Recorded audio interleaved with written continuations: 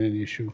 The Wall Street Journal reported today that U.S. officials fear that Turkish military buildup signals a preparation for a Syrian incursion. Are you concerned that this may be the case? So I think I answered that question in response to either Sean or Jenny. Right, yeah. I can answer. I'm happy to answer it again, Right, but it's not. please, It's not going to be a different answer. Right. We continue to have concerns about tensions in northern Syria, and we continue to work, as I was just outlining in my answer to the previous questions, to try and de-escalate tensions and find a path forward that does not further destabilize Syria. Okay, so I mean, are you talking to the Turks about not doing this? I mean, these appear to be imminent. Saeed, I don't mean to be disrespectful, but a little deja vu. No, I literally answered that exact question. So you don't feel I literally answered that exact question maybe 5 minutes ago. That's fine. So you don't feel that this is imminent? What's that? You don't feel this is imminent? The Turkish incursion? I'm not going to speak to what may or may not happen. I will tell you that for the United States part in this, we continue to talk to the government of Turkey, and we continue to talk to others in the region about a path forward that de-escalates tensions, not one that escalates them. Okay, let me move to Gaza. There's, Kirby said there's cautious optimism. Some officials saying that about the talks, about the ceasefire talks. Can you share with us any update? I'm not going to get into any substantive updates. I think cautious optimism is a fair way to characterize it, though very much tempered by realism, tempered by the realism of the past several months, where we have been close before, where you have heard us describe this as being inside the 10-yard line, but then finding those last 10 yards are the most difficult because for various reasons the two parties have not agreed to a final deal. So here's what I'll say about it. We continue to engage with the mediators. The mediators continue to engage with Hamas and with Israel. Based on the remaining issues, we should be able to get to an agreement. We should be able to bridge the disagreements between the two parties. But that is not to say that we will. Because again, there have been times before where we were close and we thought the differences were bridgeable, and ultimately we didn't get a deal. As you've heard me say before, all the United States can do is push and try to come up with compromises, but we cannot dictate to either side what choice they have to make. They have to make those decisions for themselves. All right. Well, the Israeli press, Israel Hayom in particular, reported that, attributed to some Arab officials saying that Hamas has basically agreed to all whatever terms that are in the deal or in the negotiated deal. So if that is the case, it's not. Should be no. Before we get to the end of that's not the case. So that is not the case. That is not the case. No. So all right, but it's the Israeli press, so I'm not claiming anything. So if such a deal goes through, it will be like a temporary ceasefire, correct? It will not be a permanent ceasefire. I think you will understand my disinclination to opine on the details of an agreement that has not yet been reached. Should we get an agreement, it'll be public for everyone to see, but I'm not going to talk about what the details are before we get to any such deal. Okay, the fact that the Israeli Prime Minister said that he wants, to sort of preside over the negotiations, does that give you maybe, a clear view of what might likely to happen? I don't know what you mean by that, a clear view. Okay, So I'll just say let me just say that he wants to, he wants to oversee the talks, which means, he has his own, of course, vision of the talks that maybe or maybe not. It may reflect past negotiations or maybe something new. I'm going to decline to comment on what those comments, which I haven't seen in full, mean.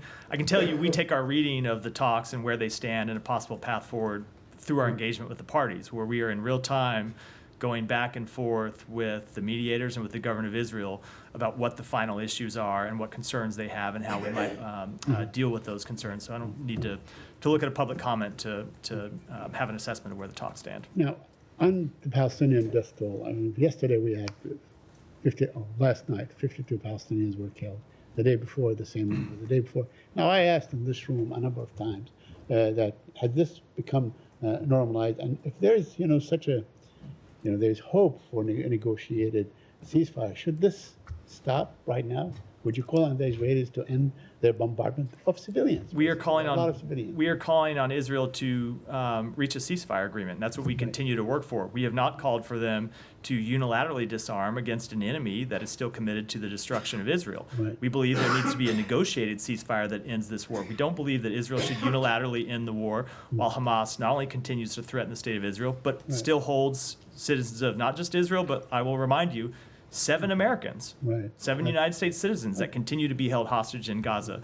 So no, we don't support a unilateral disarmament. We support a negotiated ceasefire, and we continue to work to try to reach one. But that is One- not one not- more side, one and I more, do one think more, I have to go to promise. the rest of the room. That is not your matter of disarmament. You know, I mean, the That's Israelis one? can they can fight all they want, but they should stop bombing. I mean, bombing from the sky. They're the only ones that have an air force that continue to bomb people. You're not telling them to stop, you know, their let's say ground troops from doing what they're doing. We're asking you if they could stop aerial bombardment. So Hamas, I'm sorry, when it comes to the tactics that Hamas has been pursuing, Hamas continues to, no, they don't have an air force, but they continue to try and launch rockets against Israel. So I think it's not productive to call on Israel to stand down on any one military tactic.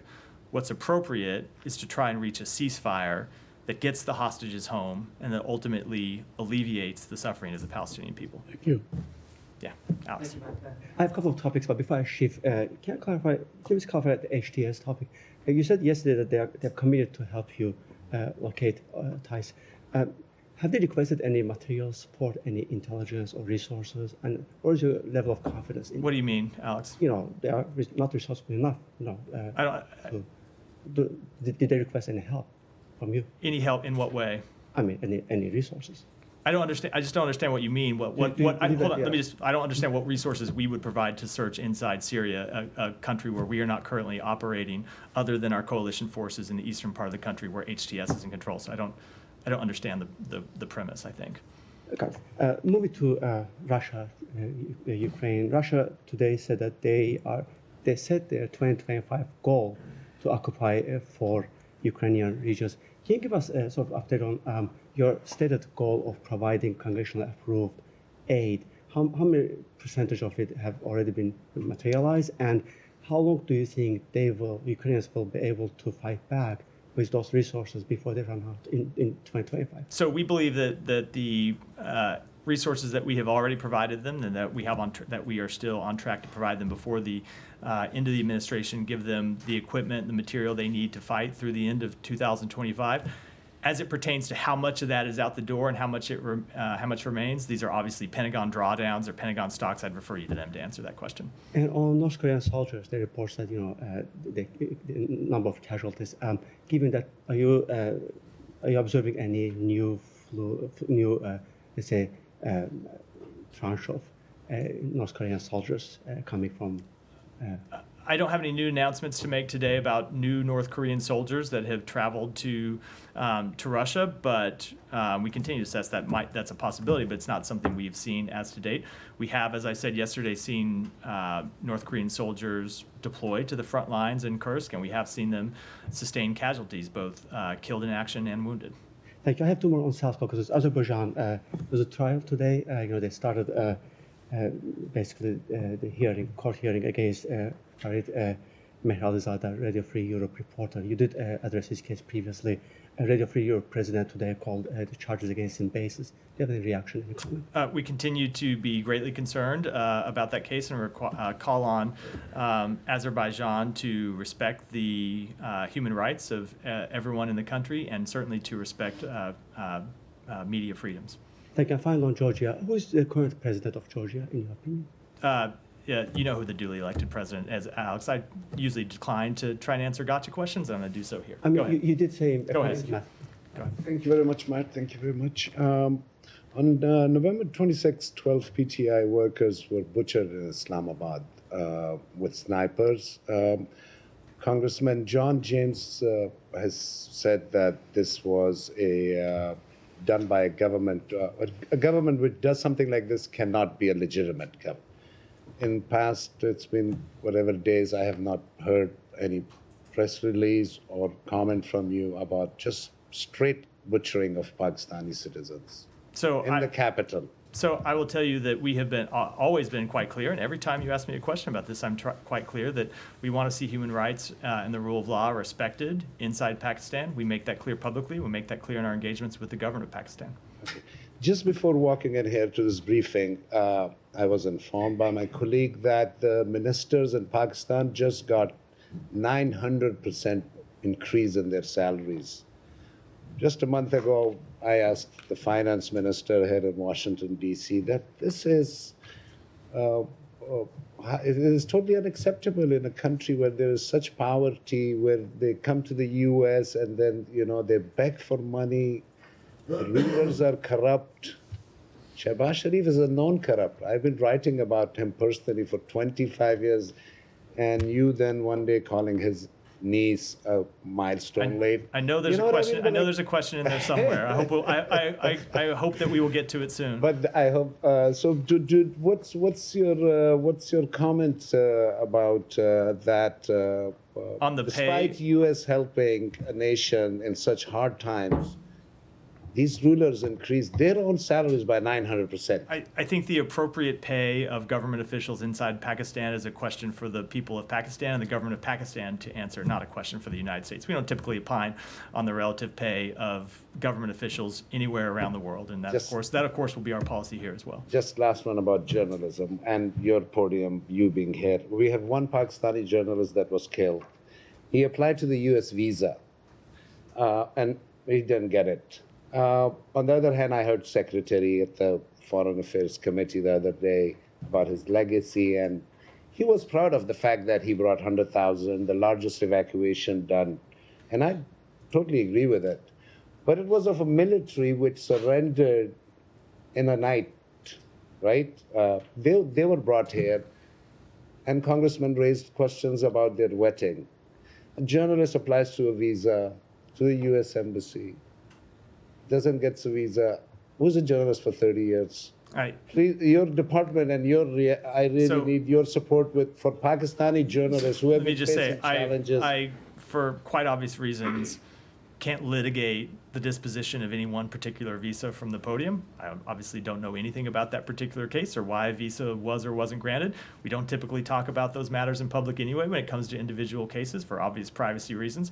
I can tell you we are proud of the work that we have done to provide visas to refugees, to dissidents, to journalists, to those who expose corruption all around the world, and those who fight for freedom, those who are fleeing tyranny, and we will continue to do so.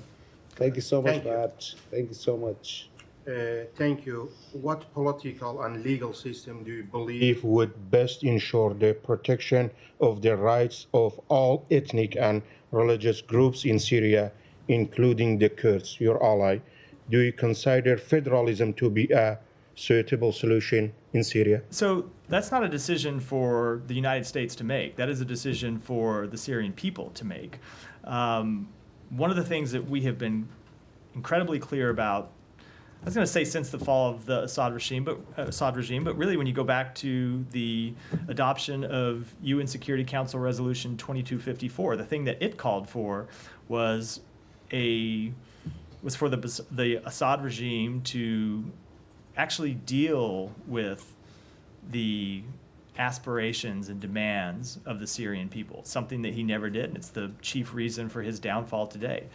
And so what we believe is important is that the Syrian people decide the type of government and a constitution, a framework that represents their aspirations, that represents the kind of normal compromises in a give and take that happen in civil society.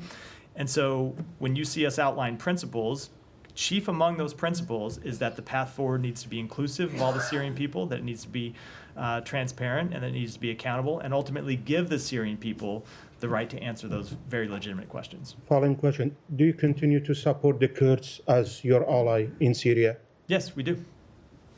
Can I just go back to Russia-Ukraine? Yeah. The killing, the appears to be an assassination of the chemical weapons chief, General Krylov.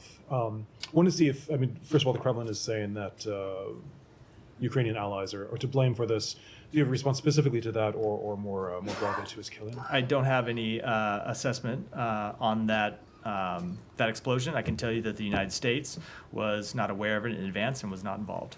And do you have any view on his killing, and was he a legitimate target, regardless whether the U.S. was involved? I don't have an assessment. It's not something that we were involved in. Obviously, he was a general who was involved in a number of atrocities. He was involved in the use of chemical weapons against Ukrainian military. It's something the United States has publicly assessed before, that the Russian military under his in a unit under his command has used riot agents in violation to this individual incident. I don't have any comment. Okay, just a very different topic. Could I ask you? You've obviously spoken quite a bit about military aid to Israel. Dawn, the activist group founded by the late Jamal Khashoggi, is announcing a lawsuit saying that the U.S. is violating the administration is violating the Leahy Act, the Leahy laws when it comes to military aid to Israel. I know it's probably a pending case, but do you have anything specifically to say about it? No, I wasn't aware of that case, but in any event, I defer to the Department of Justice, who typically requests that we not comment on cases that they're going to have to respond to in court. Yeah. Thank you so much. Recently, influential advisor to Dr. Yunus, who was portrayed on US soil as the mastermind behind Prime Minister Hasina's downfall, made a controversial social media post advocating for the expansion of Bangladesh territory by annexing part of India, including West Bengal, Tripura, and Assam. Such remarks could pose risk to the regional stability in South Asia. Given the individual very close to associate with Dr. Yunus, does the U.S. government view this statement with concern, and would it consider advising against such rhetoric to support peace and stability in the region? I will admit I wasn't aware of that comment. I don't know anything about it other than you reading it to me now, and I'm going to follow a general rule that when I've not seen a comment and seen it in its proper context, I'm going to decline to comment on it here. Definitely. Thank you so much. And I have another two short question. One is about given the Bangladesh International Crimes Tribunal ban on former Prime Minister Sheikh Hasina's speeches, which appears to violate constitutional right and suppress of free speech. Your comments on that? I don't have any comment on that. And on the press freedom, sure. last question. Yeah, sure. Yeah, there are over 30 journalists who are jailed for last over 60 days without even getting any bail. And already a committee to protect journalists, Reporters Without Borders, and many human rights organizations already sent their petition and letters, and also sent by the European Union ambassadors they made to Dr. Yunus. Will you send any statement to get them at least the bail, because they are in the jail and they are in condemned cells, actually? So we have been consistent in dealing with this matter with the government of Bangladesh, and that is to make clear to this government of Bangladesh, as we made clear to the previous government of Bangladesh, that we believe media freedoms ought to be upheld, the freedom of the press ought to be respected, and that such cases ought to be dealt with consistent with the rule of law and respect for the press. Thank you so much. Finally, can I ask on China? You said last one last time. I'm so sorry. Go ahead. It's almost Christmas. How go do ahead. you assess? Thank you. That's the final. How do you assess the imposition of sanctions and sanctions between nations like China visa restriction on U.S. personnel and U.S. visa restriction on Chinese individual in terms of their compliance with international law? I'm not sure how to answer that. Give it to me again. That China imposed visa restriction on U.S. personnel, and you also did. I see. You're referring to the visa restrictions that they imposed last week. First of all, I'll tell you, I'm not aware of who they imposed those visa restrictions on. It's hard for me to comment on them. I can tell you that it will not deter us at all from taking the appropriate actions to hold China accountable for its concerning behavior across a wide range of areas, as we have done since the outset of this administration. Thank you so much. Happy holidays. Yeah. My first question, does the USA still put like this $10 million as a prize for Al-Julani, or it's not longer valid? Like you put a prize for $10 million on Al-Julani. Is it still valid? Or? It is. So if hypothetically someone arrested him and like give him to the military base in the USA, he or she's gonna take the $10 million? I'm not going to deal with hypotheticals, but the rewards for justice, the reward that we issued through our Rewards for Justice program is still valid and outstanding. Okay.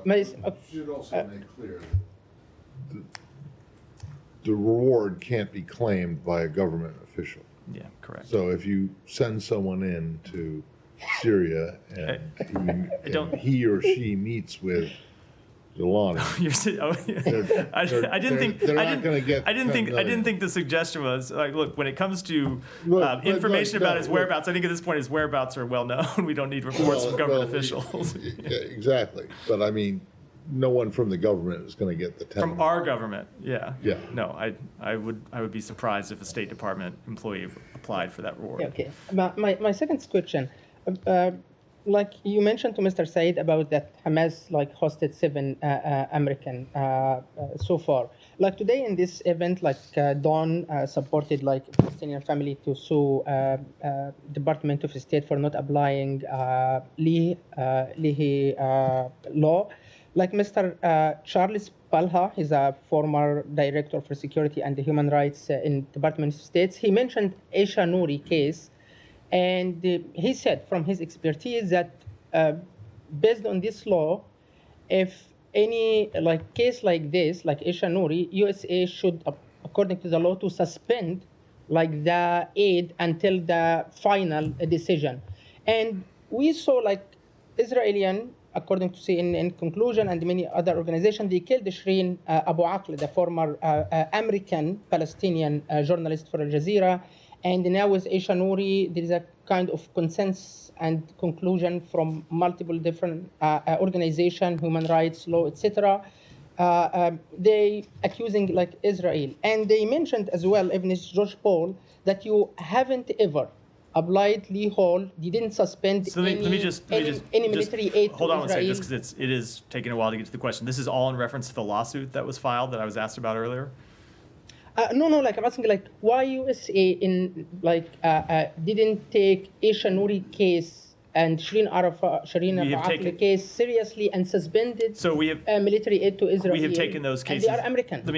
We have taken those cases extremely seriously. If you heard me yesterday when I talked at this podium, I talked at length about our interactions with the government of Israel, about most recently the Aisha Eggy case, where we have made clear to them that her death was unacceptable, that it should have been avoided, it should have never happened in the first place, that we want to see the results of their investigation, and we want to see them change their rules of engagement. Okay, last question about Syria.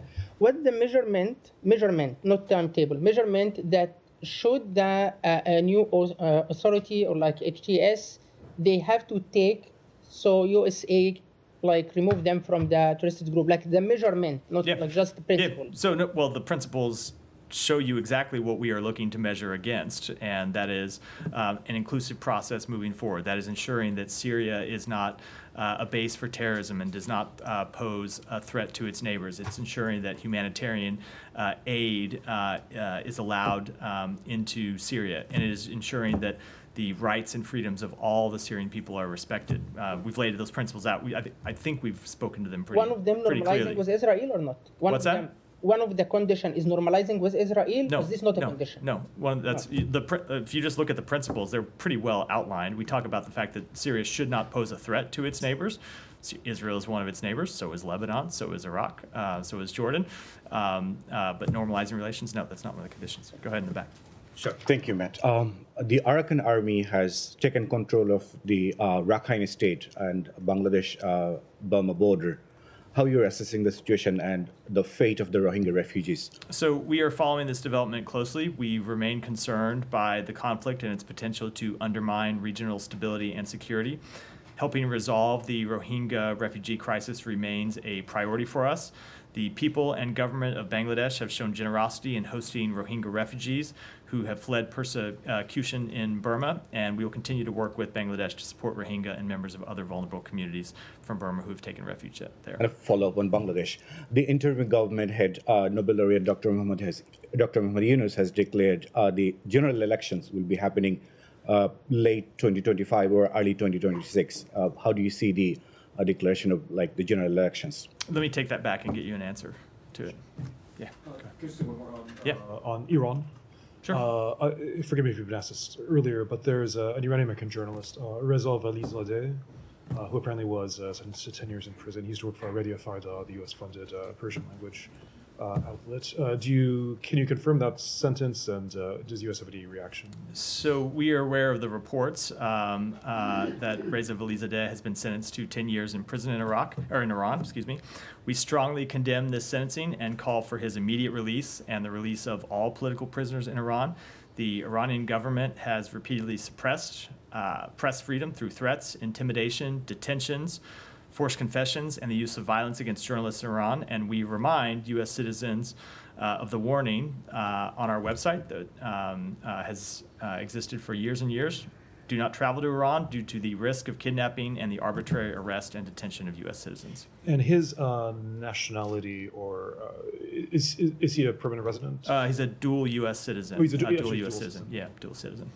Yeah. Matt, a while ago you said that the conflict channel for Gaza would meet sometime in early December. Have they actually met? They have not met. The meeting had to be rescheduled. It's happening early next week.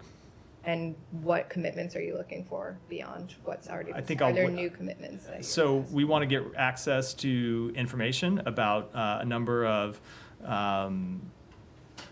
incidents that we have concerns about, some of which we have raised in real time and we have received information about, but the point of setting up this channel was so we can go to Israel, not on an ad hoc basis, but in real time, and have a channel set up where we can raise our concerns and get answers to those concerns. Is this going to be in person or virtual? I don't know. I don't know the answer. At what level? Assistant Secretary level. So Barbara? No, but another assistant secretary. One of the assistant secretaries who, well, I'll leave it at that, at the assistant secretary level. Go ahead. Thank you very much. So when you said you have ability to engage with the organizations like HTS and other terrorist organizations, so can we believe that in past you have engagements and conversation with that terrorist groups, even when you have active military operations against them, specifically Afghan Taliban, ISIS, and Al-Qaeda? Yeah, we have the ability. So I'm not aware of any engagements with Al-Qaeda, but we do have the ability to engage with designated terrorist groups when it is in our interest. We have engagements with the Taliban to advance United States national interests, and we have engagements with HTS to advance United States national interests, including, of course, finding and returning home the American journalist Austin Tice. Thank you. Then it's been reported that State Department officials had some meetings with some Pakistani officials who've been in Texas for a meeting with a jailed Pakistani prisoner. She had charges attacking U.S. personnel in Afghanistan province Ghazni.